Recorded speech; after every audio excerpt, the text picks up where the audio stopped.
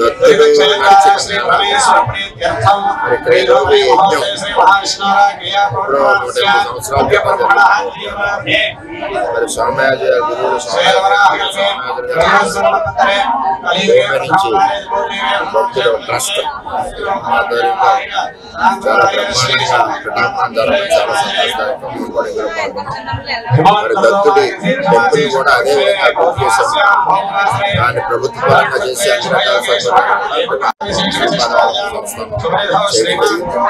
అలాగే రాబోయే రోజుల్లో కూడా ఇటువంటి యజ్ఞం చేసి గురువులు 70 మంది ఉన్నారు ఈ రాష్ట్రంలో, ఈ దేశంలో.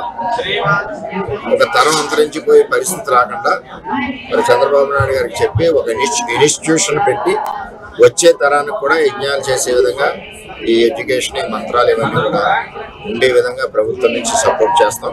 అదేవిధంగా చంద్రబాబు నాయుడు గారు ముఖ్యమంత్రి కావాలని చెప్పి మేము కోరుకోవడం జరుగుతుంది. చంద్రబాబు నాయుడు గారు ఆంధ్రప్రదేశ్ ముఖ్యమంత్రి అవుతారని ఆశిస్తున్నాం.